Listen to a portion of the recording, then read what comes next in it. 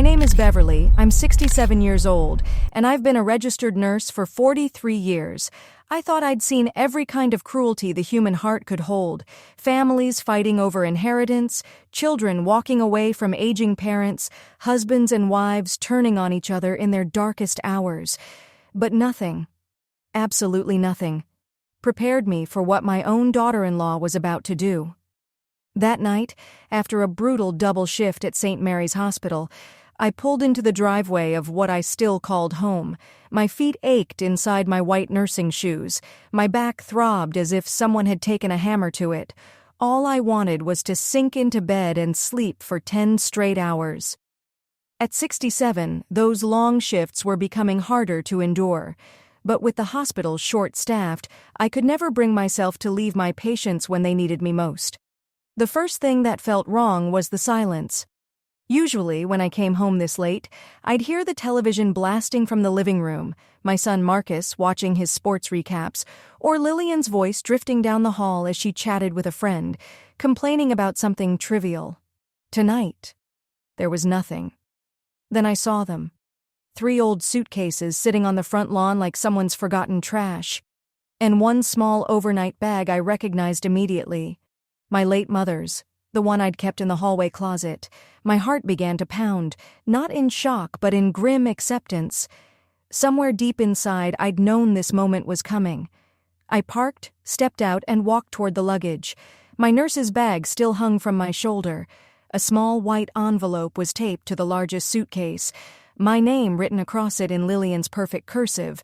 She always prided herself on her penmanship, one of many little ways she liked to feel superior. I tore it open, my fingers trembling, not from fear, but from a cold, steady anger. Beverly, it read. No dear, no mom, as she used to call me in the early years of her marriage. We've decided this living arrangement isn't working anymore. If you want to stay, the garage is available. It's insulated and has power. We think this would be better for everyone. We can discuss rent later. Lillian. I read the note twice, then folded it neatly and slipped it into my pocket. For a moment, I just stood there, staring at the house I'd helped pay for. The same house I'd lived in for 8 years since my husband passed. The home where I'd cooked thousands of meals, cleaned countless messes, and cared for my grandchildren while Marcus and Lillian went out to enjoy themselves. Now, apparently, I was being offered the garage, like some unwanted piece of furniture they couldn't quite throw away. I thought of every time I'd bitten my tongue when Lillian corrected how I cooked. The Christmas morning, she unwrapped the jewelry I'd bought her from my nursing salary and said, "Oh, Beverly, you really shouldn't have spent so much. We're teaching the children modesty." Only to flash the diamond bracelet Marcus had bought, 3 times the price. I remembered when her youngest, little Emma, had a fever that wouldn't break. I'd offered medical advice, but Lillian waved me off because mothers know best. 6 hours later, Emma was in the emergency room with pneumonia, but what stung most was last month's dinner party when she introduced me to her book club friends as Marcus's mother, who helps out around the house. Not as a nurse, not as someone with a degree and 4 decades of experience. Just help. So yes, when I stood on that lawn with my life packed into 3 suitcases, I smiled. Because for the first time in months, everything was crystal clear. I pulled out my phone and dialed a number I'd saved weeks ago, back when I first sensed this day would come. It rang twice. Set Gardens Apartments, this is Maria. Hello, Maria, I said evenly.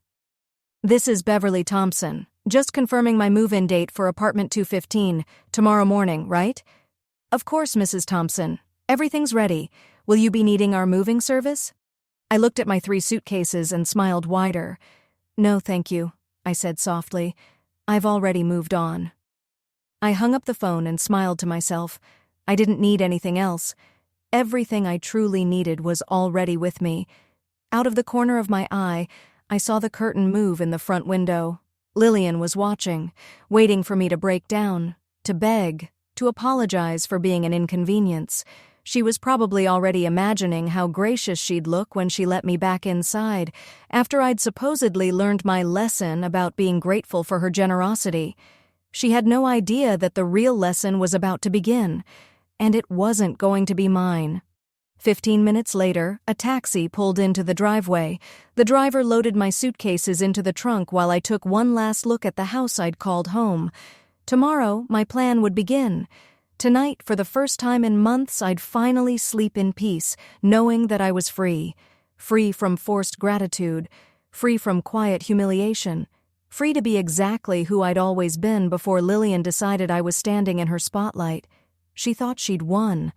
That she'd finally pushed out the inconvenient mother-in-law who didn't fit into her carefully curated life. But she was about to learn how wrong she truly was. As the taxi pulled away, I caught a glimpse of her silhouette framed in the living room window.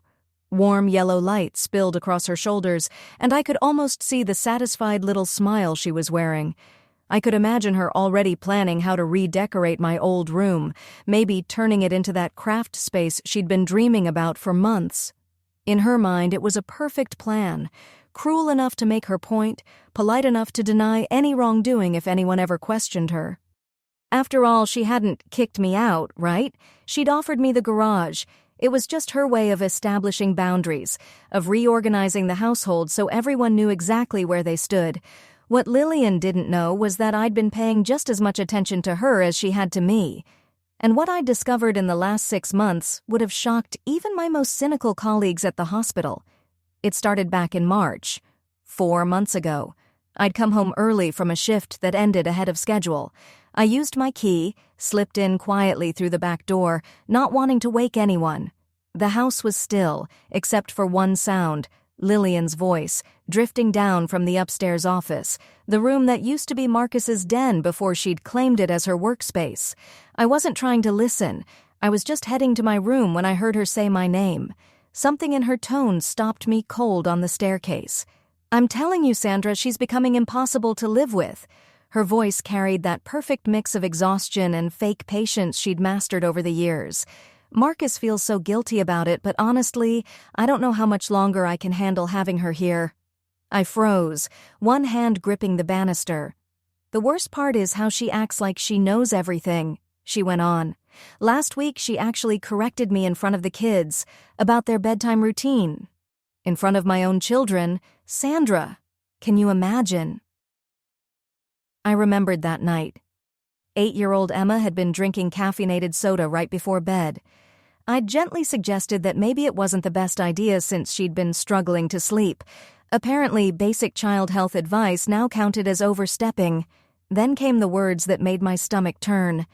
"And don't get me started on the money situation," she whispered.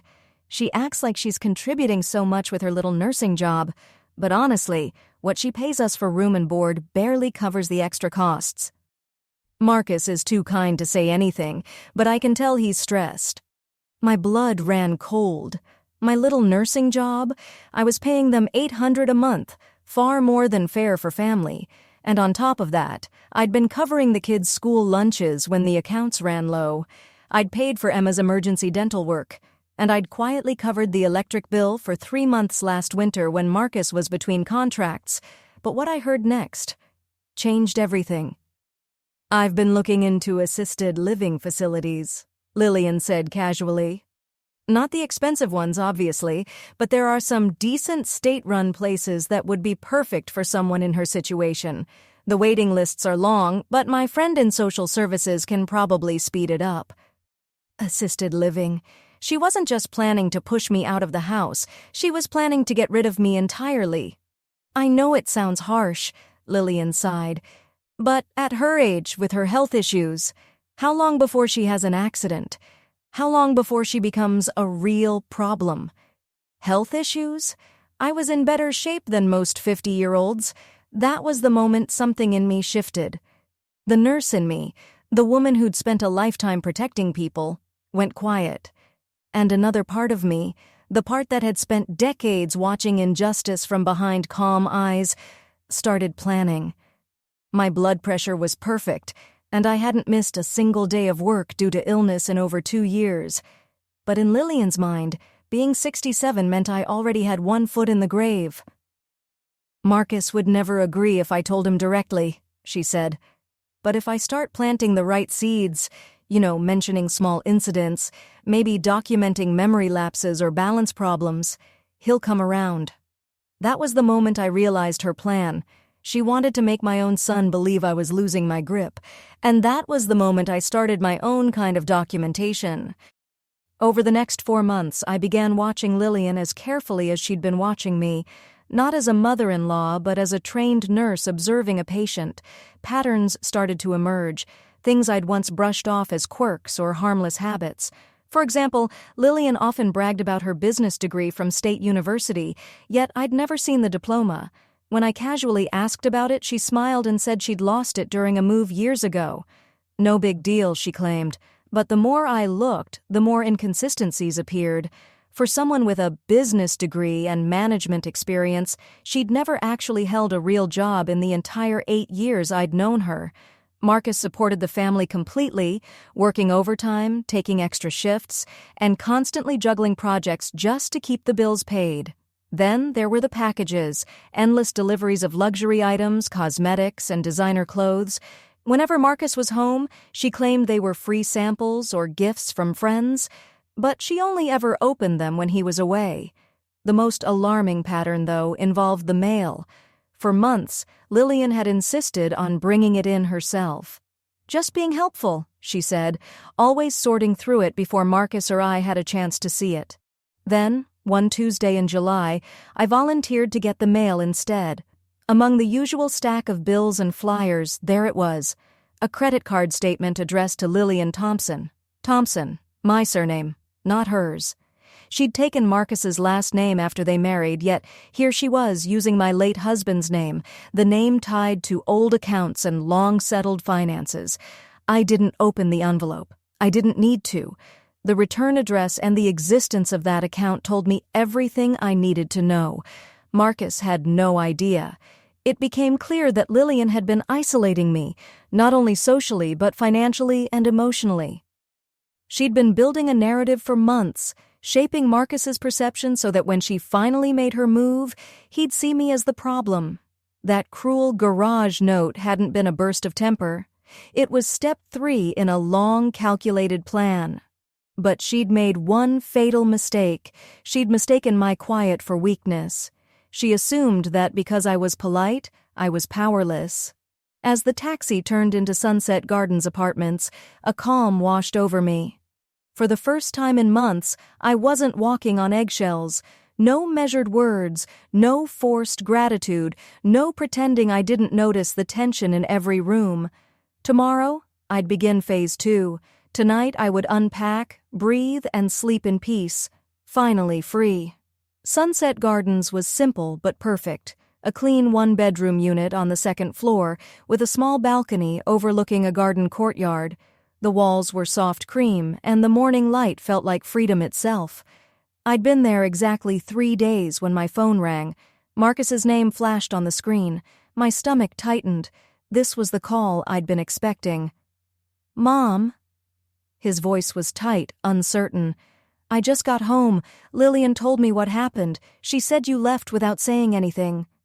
I settled into the new burgundy armchair I'd bought that morning and kept my voice calm. "Hello, Marcus. How are the children?"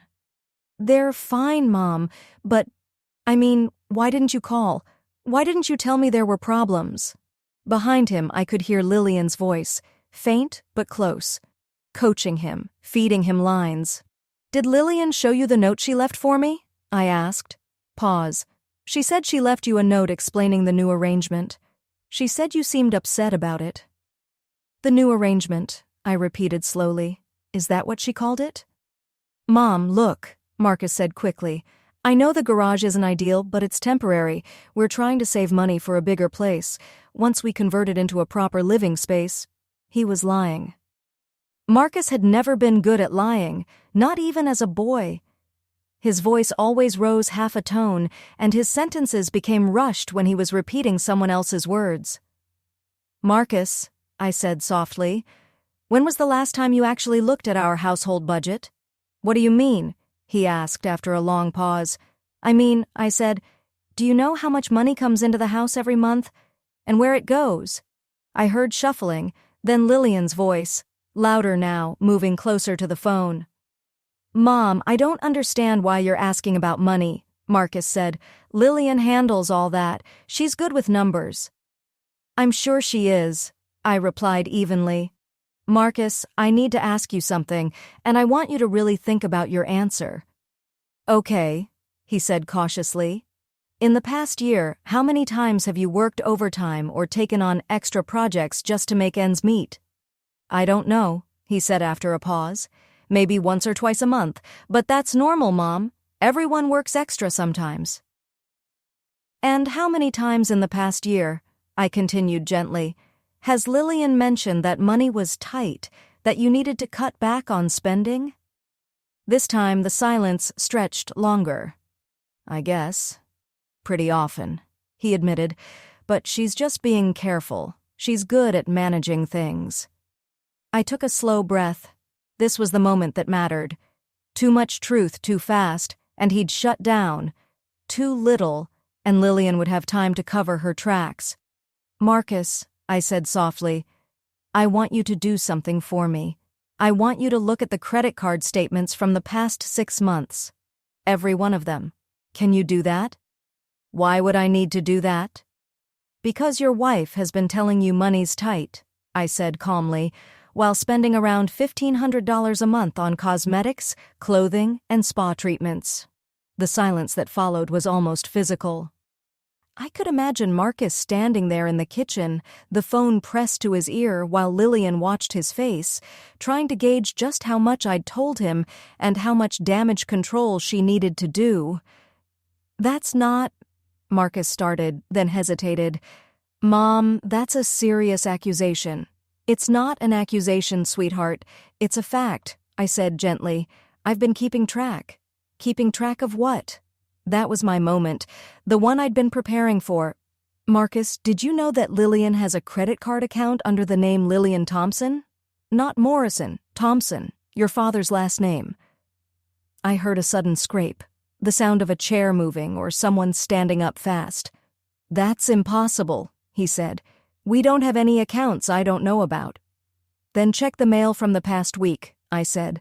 Look for anything from Capital One Financial. The statements usually arrive around the 15th.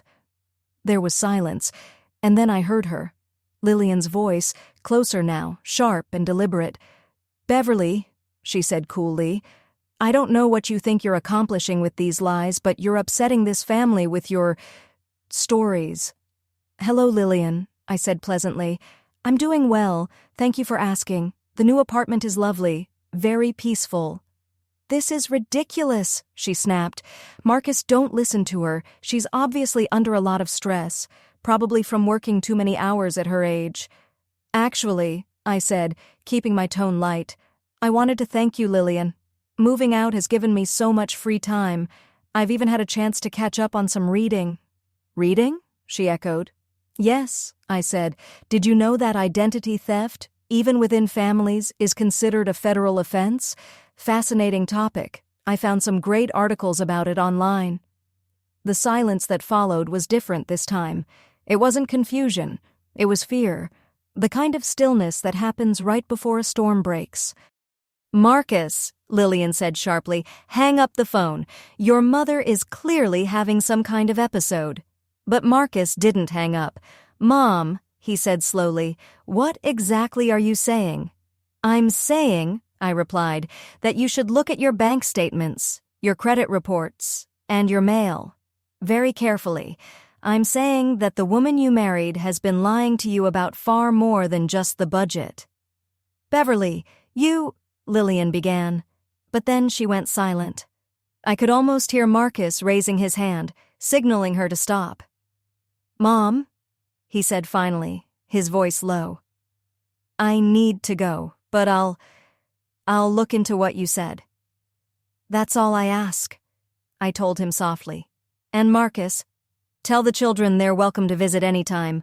I have a fold-out couch that's very comfortable. I'm only 15 minutes away. When I hung up, the apartment was silent, except for the hum of the refrigerator. I knew exactly what would happen next.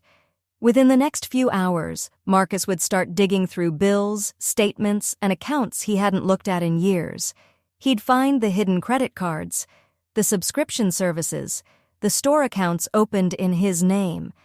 And he'd finally realized that while he'd been working 60-hour weeks trying to keep their home afloat, Lillian had been spending money they didn't have, on things she didn't need.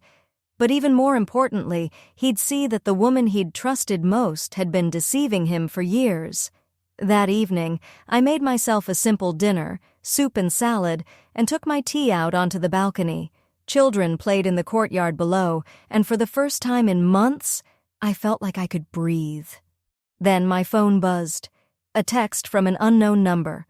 When I opened it, I saw a photo, a credit card statement showing a balance of over $8,000. Below it, a message. Found this in her jewelry box.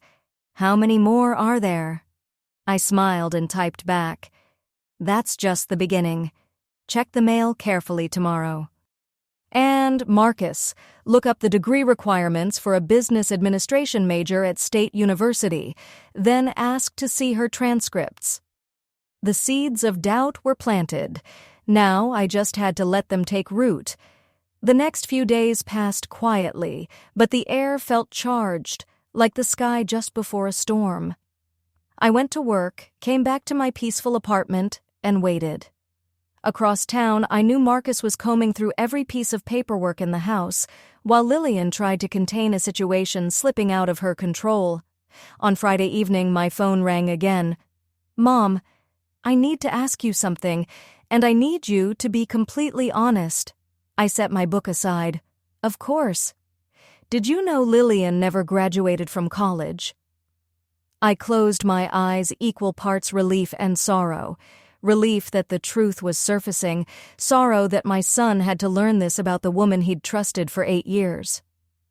"I suspected," I said carefully, "but I wasn't certain until recently.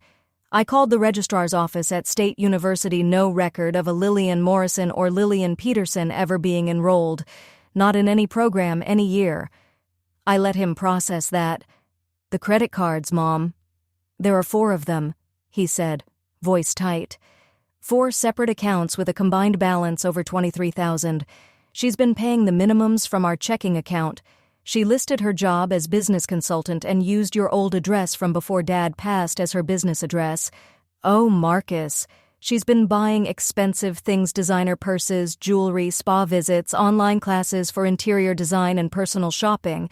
There are charges for restaurants I've never been to, gas stations nowhere near home." He swallowed. "I found receipts in her car. She's been meeting someone, regular lunches at high-end places, hotel charges. Even a weekend spa trip, she told me, was a girl's getaway with her sister.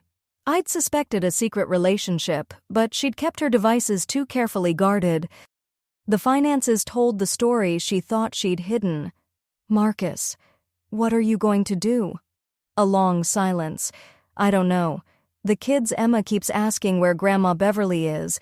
I don't know what to tell her. And Lillian, she's been on edge since you left. She keeps asking what we talked about, whether you're telling me lies." "They're not lies, sweetheart. I know that now. But Mom, there's something else. It makes me feel sick." I waited. "Nursing home brochures?" he said quietly. "In her desk. Printed emails about wait lists and admissions. She's been planning to move you into a facility for months." Even having overheard it before, hearing Marcus confirm it sent a chill through me. "Marcus, she had it mapped out. She planned to convince you I was slipping, said she'd cite falls, confusion, leaving the stove on fabricated incidents to make me look unsafe." My eyes burned not with sadness, but with relief that he finally saw her clearly. "The worst part?" His voice cracked. "I probably would have believed her. I've been so stressed about money working so much, I stopped paying attention to what was happening in my own house. If she'd said you were having problems, I would have trusted her. You couldn't have known. But I should have noticed the money never got better, no matter how many extra hours I worked.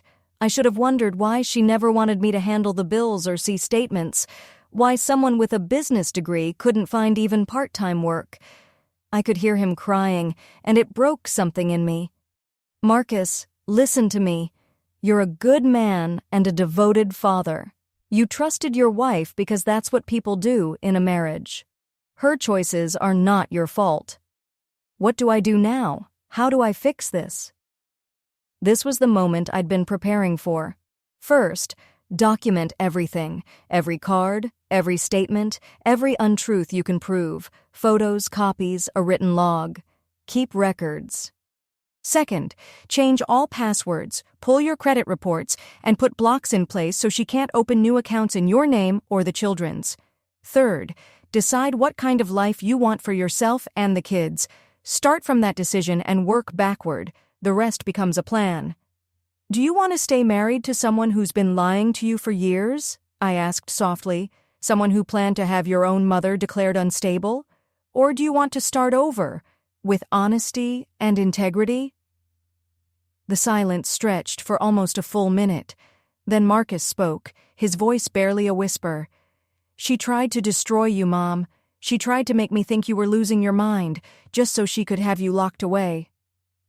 Yes, I said quietly. She did. And all this time, you were helping us. Paying for things, taking care of the kids, working those awful double shifts. While she was spending money we didn't even have. I did it because I love you and the children, Marcus. Not because I expected anything in return. I know, he said, and that makes what she did even worse. There was another long pause. Then, softly, Mom, can you forgive me? For not seeing it sooner? For not protecting you? Oh, sweetheart, I said, tears catching in my throat. There's nothing to forgive. You see it now? That's what matters. I want you to come home. That house will never be my home again, I said gently. Too much has happened, but you and the children are always welcome here. This is your family too. What should I do about Lillian? I took a deep breath. That's not my decision. But Marcus, listen to me carefully. A person who can lie that easily for that long, about that many things, can't be trusted to tell the truth about anything. When the call ended, I stepped out onto the balcony and watched the sun sink behind the courtyard trees. Tomorrow would bring new challenges, new conversations, maybe even confrontations. But tonight, for the first time in months, I felt like the grandmother my grandchildren deserved, and the mother my son needed. The game was far from over, but the balance of power had shifted, and Lillian was about to learn that sometimes the quiet ones are the most dangerous of all. Saturday afternoon, I was leaving the grocery store when I saw her. Lillian, standing next to my car, arms crossed, face twisted with fury. She must have been waiting or following me. The realization that she'd been tracking me sent a cold ripple down my spine. "You vindictive old witch," she hissed as I approached with my shopping cart. "You just couldn't leave well enough alone, could you?" I kept my composure, loading my groceries into the trunk one by one. "Hello, Lillian. I hope you're having a pleasant weekend." "Don't you dare act innocent with me," she snapped. "You've been turning Marcus against me, filling his head with lies and paranoid nonsense." I closed the trunk and turned to face her. In the bright afternoon light, she looked nothing like the woman who once prided herself on perfection. Her usually immaculate hair was scraped back into a messy ponytail, her makeup smudged, dark circles shadowing her eyes. The mask was slipping. "I haven't told Marcus anything that isn't true," I said calmly. "If the truth hurts your marriage, maybe ask yourself why that is." Her face flushed crimson. "You think you're so clever, don't you? You think you've won something?" "This isn't a game, Lillian," I said quietly. "This is my son's life, my grandchildren's future." "Your grandchildren?" She gave a bitter laugh. "You mean my children, the ones you're never going to see again when I'm done with this family." My heart clenched, but my voice stayed steady. "Is that a threat?"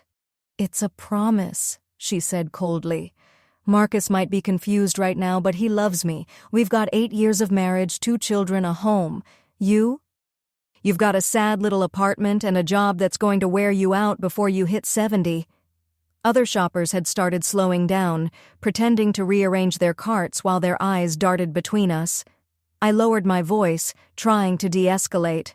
"Lillian, you're making a scene. Maybe we should continue this conversation somewhere more private. Oh no, she said, raising her voice. I want everyone to hear this. I want them to know what kind of person you really are. A bitter old woman who can't stand to see her son happy, so she invents stories to ruin his marriage. An older couple nearby stopped walking, staring openly now. The woman whispered something to her husband, who shook his head slowly. You want the truth? Lillian shouted. Fine. The truth is that Beverly Thompson is a jealous, manipulative liar who can't stand that Marcus chose me over her. I stood silently. I'd learned that when Lillian felt cornered, her mouth always revealed more than she meant to. You think those credit cards prove something? She continued, her voice trembling now. I was trying to surprise Marcus with a business venture. I was taking courses, networking, building connections, Lillian said, her voice rising. Everything I spent was an investment in our family's future. What kind of business venture requires hotel stays and expensive restaurants? I asked quietly. She faltered for just a moment, then straightened her shoulders. Business meetings, networking events. You wouldn't understand. You've never had any ambition beyond wiping trays and following doctor's orders. That one stung, but I didn't let it show. I simply watched as Lillian kept digging her own grave, word by word. And the college thing, she snapped. So what if I didn't finish my degree? I was learning real-world skills, building real relationships with successful people. A piece of paper doesn't make someone educated. No, I said evenly, but lying about having that piece of paper does make someone dishonest. Her voice climbed louder, echoing across the parking lot. Everything I did was for this family. I was trying to build something better for us, and you ruined it with your jealousy and your nursing home brochures. How exactly, I asked, was planning to have me institutionalized building something better for the family? For the first time, Lillian froze. Her mouth opened, then closed again like a fish gasping for air. She hadn't expected me to know about that part. That was just research, she stammered, in case you ever needed care, responsible planning. Research that involved inventing incidents that never happened, creating a false medical record to justify commitment paperwork. The color drained from her face. I don't know what you're talking about. The list, Lillian, I said quietly. The one you made of fake episodes you were going to claim I'd had, falls, confusion, unsafe behavior, all neatly written out and waiting for the right moment. She stumbled back, bumping into the car behind her. You went through my private papers. You broke into my house. I lived in that house for 8 years. I observed. I listened. I learned. You had no right. I had every right to protect myself from someone planning to declare me incompetent. A uniformed security guard was now walking toward us, probably called by worried shoppers. Lillian saw him too and quickly tried to compose herself, smoothing her hair and adjusting her blouse. This conversation is over, she said, voice trembling. Stay away from my family, from my husband and my children. They're our family, I replied. And if you try to keep my grandchildren from me, you'll find I have more options than you might think. What's that supposed to mean? I smiled, the same calm, steady smile I'd worn the night I found my suitcases on the lawn. It means that a registered nurse with 43 years of experience knows a lot of people, doctors, social workers, family court professionals, people who understand the difference between genuine concern and controlling behavior. The guard reached us just as Lillian's composure finally shattered. You can't do this to me, she screamed. I won't let you destroy everything I've built.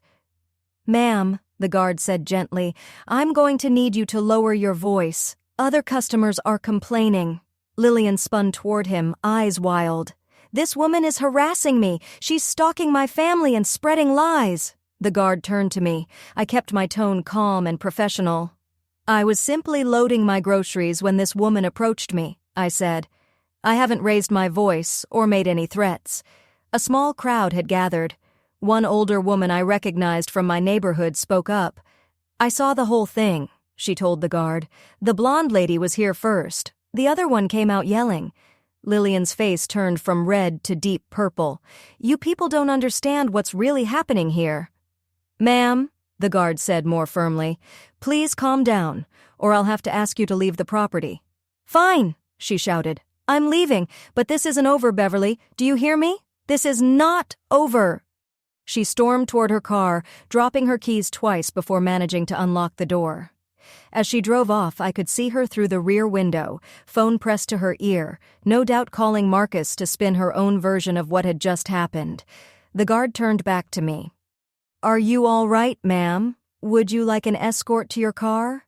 "That's very kind," I said with a tired smile, "but I'm fine.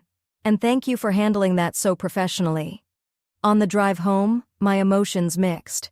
Quiet satisfaction that Lillian had shown her true self in public, but also genuine worry for Marcus and the children. Someone who could lose control that completely, that fast, might do almost anything when she felt cornered. And deep down, I knew, the real confrontation hadn't happened yet. It was still coming. The call arrived at 6:30 a.m. on Sunday morning. I was already awake, sitting on my balcony with my first cup of coffee, watching the sunrise paint the courtyard in shades of gold and pink. When I saw Marcus's name light up on my phone, I knew that whatever was about to happen would change everything. "Mom," he said, his voice raw and exhausted, "can you come over, please? We need to talk." "Of course, sweetheart. Is everything all right?" There was a long pause. "No," he said quietly. "Nothing's all right, but maybe it can be." I arrived 20 minutes later to find Marcus sitting on the porch steps, still wearing yesterday's clothes. His hair was disheveled, his eyes rimmed red, and he looked like he'd aged 5 years since our last conversation. "She's gone," he said flatly, before I could even speak. "Packed 2 suitcases and left around midnight. Took some jewelry, some clothes, and about $300 from the emergency fund." I sat beside him, the same steps where I used to bandage his scraped knees when he was 7, where we'd talked about his first day of high school, and where he'd once told me he was going to propose to Lillian. "I'm sorry," I said softly. And I meant it. Because even after everything she'd done, I knew Marcus had loved her, or at least the person he thought she was. "She came home yesterday after that scene in the parking lot," he continued. "She was hysterical, yelling that you'd humiliated her, that you were trying to turn me against her. She said I had to choose between you and her." "And what did you tell her?" I asked. "That there shouldn't be a choice. That a wife who truly loves her husband wouldn't try to destroy his relationship with his mother. And that a mother who truly loves her son wouldn't try to manipulate him into abandoning his family." My eyes stung. "Marcus." "She didn't like that answer," he said bitterly. "She started throwing things, screaming that she'd given me the best years of her life, that she'd sacrificed everything for this family. And then she said something I can't stop thinking about." I waited. "She said if I was too stupid to see that you were the problem, then maybe I deserved to lose everything. And then—" She laughed. She actually laughed and said I had no idea how much I was about to lose. A chill crept through me. What did she mean by that? "I think she was talking about the money," Marcus said. "After she calmed down, she went into the office and started making phone calls. I could hear her talking about accounts and transfers. When I tried to go in, she'd locked the door." "Did you check your bank accounts?" I asked. "First thing this morning," he said. "She cleaned out the savings. Almost $12,000. Gone." I closed my eyes, heart heavy. "Marcus, I'm so sorry. But here's the thing, Mom." He paused. "You know what I felt when I saw that empty account?" I looked at him, confused. "What?" "Relief," he said quietly. "Because finally, I knew who she really was. No more doubt, no more second-guessing myself, no more wondering if maybe I was being too harsh. She showed me exactly who she's always been." We sat there in silence as the neighborhood began to wake. Across the street, Mrs. Henderson picked up her newspaper. The Johnson kids were already riding their bikes. Ordinary Sunday moments in an ordinary neighborhood, while my son's world was falling apart. "The kids don't know yet," Marcus said. Emma asked where Mommy was this morning, and I told her she went to visit Aunt Sarah, but Tommy, I think he knows something's wrong. He's always been more observant. How are you going to handle this? I asked gently. Honestly, I don't know, he admitted. I've never been a single parent. I don't know how to tell an 8-year-old that her mom chose money over family. I reached over and took his hand. You don't have to explain everything right now. Children are more resilient than we think. What they need most is stability, honesty, in a way they can understand, and the assurance that they're loved. Will you help me? He asked quietly. I know I have no right to ask after everything that's happened. Marcus, I said firmly, you don't have to ask. I'm your mother. I'm their grandmother. Of course I'll help. He squeezed my hand. I need to tell you something else, he said. Something I should have said years ago. I waited. You were right about her from the beginning, weren't you? You saw through her before any of us did. I considered my words carefully. I saw warning signs, I said. But I hoped I was wrong. I wanted you to be happy. You tried to warn me. Those little comments about money, about paying attention. I thought you were just being overprotective. I was being overprotective, I said with a faint smile. That's what mothers do. He gave a short, hollow laugh. She'll try to come back, you know, when the money runs out. When whoever she's been seeing gets tired of the drama, she'll come back with tears and apologies and promises to change. What will you do if she does? I asked. Nothing, he said simply. The locks are already changed. I'm filing for divorce Monday morning and asking for full custody. My lawyer says that with the financial deception and abandonment, I have a strong case. You've already spoken to a lawyer? I asked, surprised. I called yesterday, after she locked herself in the office, I think. I've been ready for this longer than I wanted to admit. We were both quiet until the front door creaked open. Little Emma appeared in her pajamas, her hair sticking up in every direction, clutching her stuffed rabbit and looking confused. Daddy, why are you sitting outside? Is Grandma Beverly here? Marcus stood and scooped Emma into his arms. Good morning, sweetheart. Yes, Grandma came to have breakfast with us. Emma's face lit up. Really? Can we make pancakes? The kind with chocolate chips? I think that sounds perfect, I said, smiling as I stood. But first, we should probably check on your brother. Tommy's still sleeping, Marcus said. He stayed up late reading. Emma looked between us. Is Mommy coming home for breakfast? Marcus and I exchanged a quiet glance. Mommy's going to be away for a while, sweetheart, he said gently. But Grandma Beverly and I are going to take very good care of you. Emma accepted the answer easily, already distracted by the promise of chocolate chip pancakes. As we walked inside, she slipped her small hand into mine. Grandma Beverly, I missed you. The house was sad when you were gone. I squeezed her hand. I missed you too, sweetheart. But I'm here now. Later that morning, after pancakes and after Tommy woke up and received a similar, gentle explanation about his mother's absence, Marcus and I found ourselves alone in the kitchen while the kids played in the backyard. I owe you an apology, he said quietly, for not seeing what was happening, for not protecting you, for letting her treat you the way she did. Marcus, we've already talked about this. No, Mom, let me finish. I owe you more than an apology. I owe you a debt I can never repay. She was going to destroy you, and you saved yourself. But more than that, you saved all of us. I shook my head. I just told the truth. You did more than that. You could have exposed her publicly, humiliated her the way she tried to humiliate you. You could have made it ugly. But instead, you let her destroy herself. I'm not a cruel person, Marcus. I never wanted to hurt her. I only wanted to protect myself and our family. And you did, he said softly. She showed her true colors before she could do any more damage. Through the kitchen window, I saw Emma pushing Tommy on the swing set, both of them laughing. They would be fine. Children heal faster than adults. They move forward with the kind of hope we often lose. So what happens now? I asked. Now, Marcus said. We rebuild. The three of us, and you, if you'll be part of it. I know this house carries bad memories, but it's still where the kids grew up. It's home. I considered this. I like my apartment, it's peaceful, but I'd like to spend more time here. Maybe not move in, but be part of the routine. I'd like that too, he said. My phone buzzed. When I looked down, I saw Lillian's name. My stomach tightened.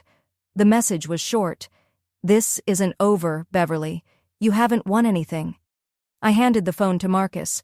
He read it, then shook his head. She still doesn't get it, he said. She still thinks this was some kind of competition. Maybe for her it was, I said. For me, it was about survival. I deleted the message without replying. Whatever Lillian chose to do next, that was her decision. But I wasn't going to be pulled back into her chaos. For too long, I'd played by her rules. Now, I would live by mine: honesty, dignity, and love. 3 months later, I was sitting in that same kitchen, helping Emma with her homework while Tommy practiced piano in the next room. Marcus had taken a new job, better hours, better pay, and life had found a peaceful rhythm. I spent most evenings there, helping with dinner, homework, and bedtime stories. Weekends were shared between family time and quiet hours in my apartment. Lillian never returned. The divorce went through without her participation, and Marcus was granted full custody. We heard, through mutual acquaintances, that she'd moved 3 states away with the man she'd been seeing. Apparently that relationship didn't last long either. The children rarely asked about her anymore. They'd adapted to their new, normal, happier, calmer, lighter. The tension that once haunted the house was gone. As for me, I was finally free. Free from walking on eggshells. Free from second-guessing every word, free from trying to earn love from someone incapable of giving it. And somewhere in all that, I'd learned something important. Sometimes the most powerful response to cruelty is simply refusing to participate in it. Lillian had wanted a war. I gave her truth instead. She'd wanted drama and destruction. I gave her dignity. In the end, she destroyed herself far more completely than I ever could have, and in doing so, she freed us all to become the family we were meant to be. That evening, the house was quiet again as I packed up to leave. Emma and Tommy were asleep. Marcus sat reading in the living room. "Thank you, Mom," he said, looking up from his book. "For everything." I smiled and kissed his forehead, the way I used to when he was small. Thank you for listening when it mattered. As I drove home through the familiar streets, I thought about the letter I'd written the night I found my suitcases on the lawn, a letter I never sent. In it, I'd tried to explain why cruelty always backfires, why control is never love. But some people will never understand the difference between strength and manipulation, love and control. I've kept that letter all this time as a reminder of the power in silence, of the strength in truth, of the peace that comes from choosing dignity over revenge. Some victories don't require a single battle. Sometimes they only require patience, wisdom, and the quiet confidence of knowing exactly who you are. And now I'm curious about you. What would you have done in my place? Have you ever faced something similar? Share your thoughts in the comments. I read everyone. If you stayed with me to the end, thank you. Tap subscribe for more true-to-life stories of courage, wisdom, and quiet strength. And on the final screen, I've left 2 other channel favorites, stories that might just surprise you. Thank you for watching, and for believing that sometimes the calmest voice in the room is the strongest one of all.